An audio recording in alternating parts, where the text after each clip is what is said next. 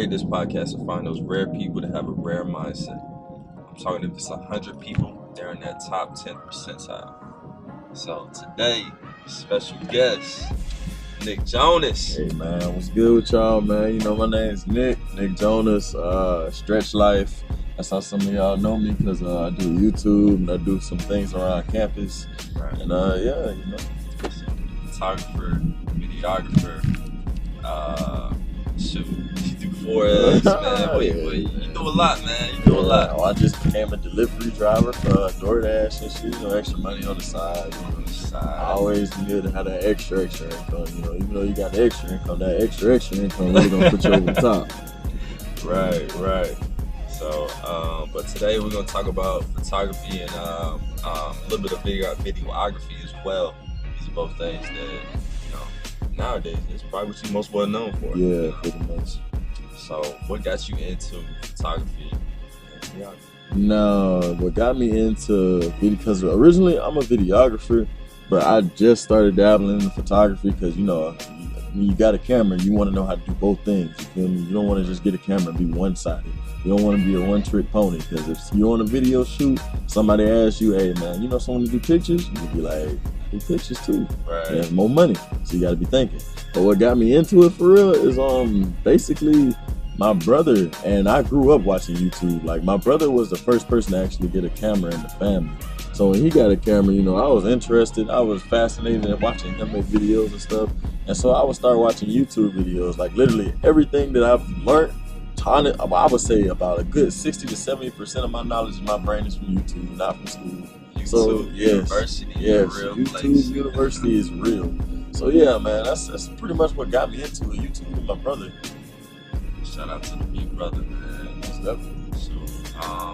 So, videographer, like, I follow you on Instagram and all of that, and I see that you constantly moving. So, like, what's a typical day look like for you? Typical day nowadays for me is, just yesterday.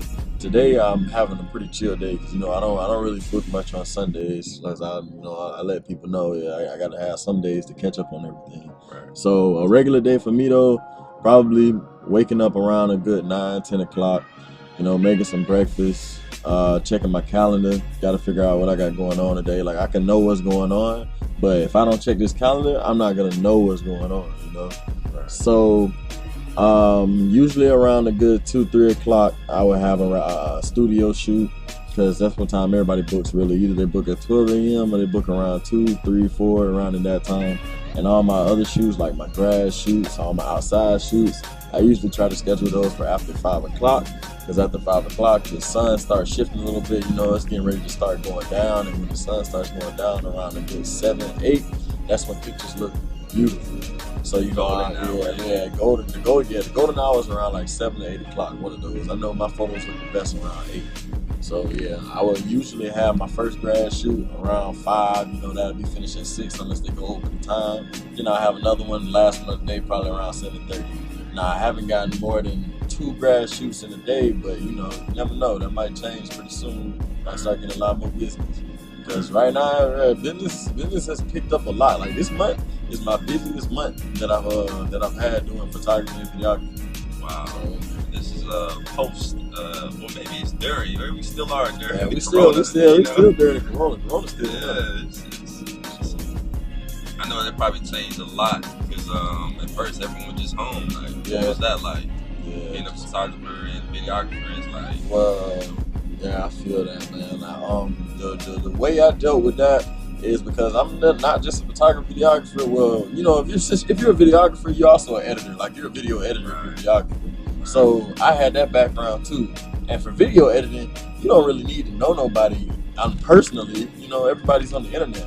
So, you know, you can find a bunch of clients online, because that's pretty much what I've been doing. I just been editing videos for people, you know, a good $50, $100 video every so often, every nowadays, about every day. Yeah, explain that. Like, somebody has a wedding or something like that, or what did it come to you with, and that you edit? So basically, I pretty much edit anything, man. Like, Usually the majority of videos that I was editing when Corona first hit was gaming videos, because people always need editors for gaming videos. Like, you know, people like big. I'm gonna name big stars and all that. Like, you know, Tfue, the Fortnite people. You know, Myth, all them big people. They always need editors, because it's, you know, sometimes some people ain't working out for them, or sometimes they just want new content, or they want to get content out faster. You know, there's a lot of YouTube people that need video editors, and there's even websites dedicated to finding the editors themselves. You know, So it's a whole niche market. yeah, that a pretty lot of people much. don't know about. Pretty much. If you put the time and the knowledge into actually learning what you want to do on the computer, then there's multiple ways for you to monetize it just through the computer. Okay. So, gaming video. Person just took a gaming video. You got a clip, but you got to just like read through, watch all the clips or something like that to find the best thing. Yeah, now what I would do in the beginning before I did all that, I would not look through that video at all. I just jump right in and start editing. Nah, I made some good content out of doing stuff like that, but nah, man, you got to look through the whole videos first. You got to know what you're dealing with. It's like going in the store and buying a bag of apples. You're gonna look at all the apples and all that first before you buy them. You don't want no bruised apples. So. Facts. Yeah. So, one thing I was always curious about, is, photography. That's a busy life. Yeah. How do you get new clients? New clients. Oh man. So just a little tip, man, a little trick. You ever heard the saying "fake it till you make it"? Yeah. You gotta fake it till you make it. Cause man, I know pretty much everybody do this, but what you want to do is what I did. I would post on Instagram. I would do all this and that, letting people know, yeah, hurry up and book. Booking's filling fast, all this and that. Whole time nobody was booking shit. I was just saying it, to get people to make people think. And what else I would do to actually string the narrative on, I would get my friends. Now my friends, they're the people that's really your friends, the people that's really gonna help your business out in the beginning. I ain't gonna lie to you. Just like photography, everybody always want to get their picture took, especially if you got female friends. Females always want new pictures. So all you gotta do is be like, hey, let me snap you up for the free. I'm trying to get into photography. And after that, hey man, you on go. So I would post pictures of my friends, majority Camilla and Neji. Like, shout out to them two. Everybody, ever since I came to FAMU, them are my two best friends. But yeah, pretty much they helped me out. I was just snapping pictures of them. Eventually the pictures got better and better the more I practiced on them. And then once people started seeing me post their pictures and then seeing the quality, they're like, oh shit, yeah, I might need to book with Stress. So all it took was one person too, because that one person hit me with the word of mouth, let everybody know, and then everybody started coming to me. And then the ball just started rolling after that. So getting that social proof.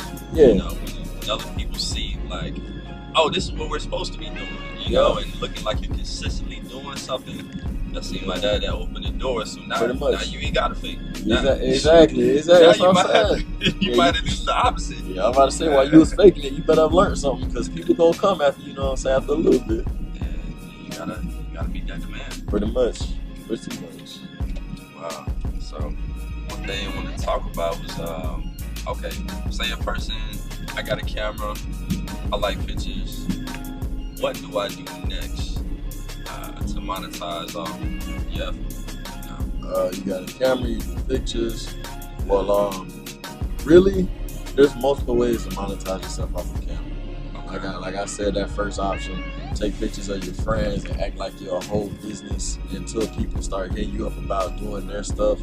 Like there's that. There's also YouTube. YouTube is a very, very great place to make money at. You just have to get past the beginning, basically.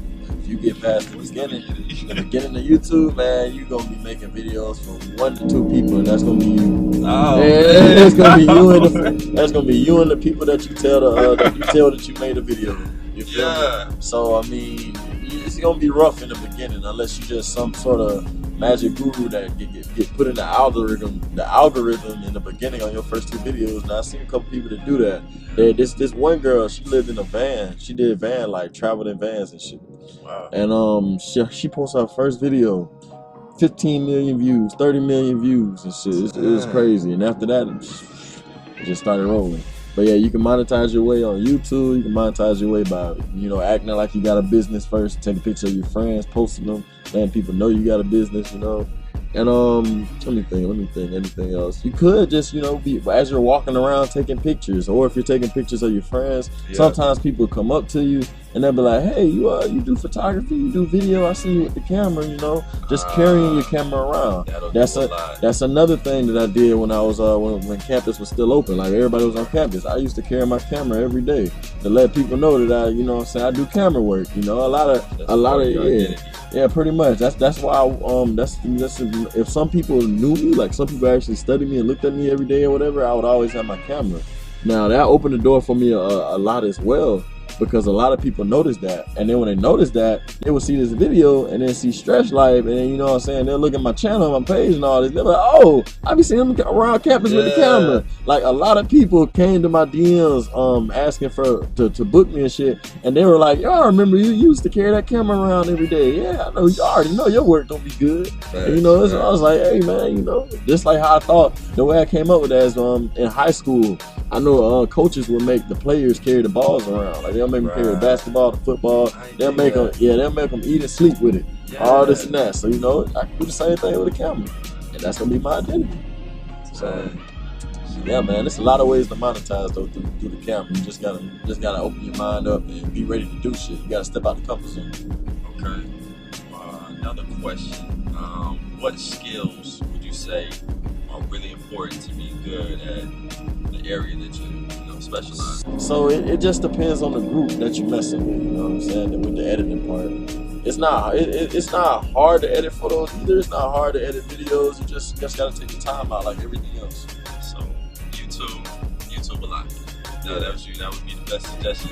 Yeah, YouTube, man. Listen, that's what really started me off on the videography, because I wasn't even a videographer. I was just a YouTuber. And then I started actually liking doing stuff with videos, you know, making all these cool transitions, doing all this and that. And that's what really got me into like making videos for people and doing all the other stuff, you know. So I would say make YouTube videos, make them, you know, record every day, get better at editing every day, because, man, yes, that part too, man. You need a mentor, man. Like, that's for anything. I want some of your perspective on this, because I know a lot of people that kind of sleep on it.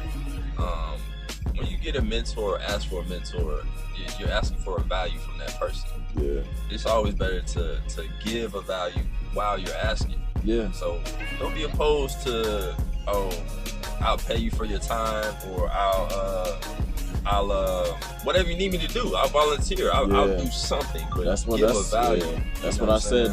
That's what I said to Roundtree. I was like, yeah, man, I'll carry your light around and do all this and that for you while you, you know, don't just come for free to try to soak up the knowledge like a leech.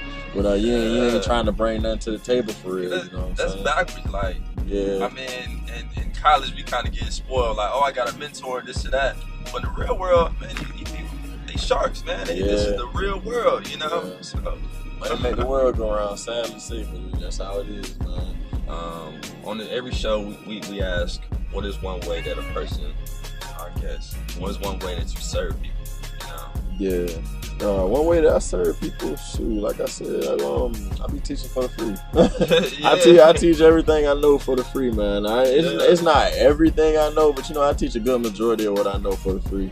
Because you know, you can't teach everybody everything you know, because if you do that, you're gonna give away your secrets. And, you know what I'm saying? You don't want to give away too much. I mean, we give gems, but I understand it though. I understand it though. Pretty much. Pulling up to Smoothie Time right now, and man, you dropped some heavy gems today, man. Yeah, you know, I got a lot more to talk about. So you know, you can put a part 2 on here. You know what I'm saying? We can do that and get that moving. So. Yeah. All right, G, you're out. Yep. See y'all later, man.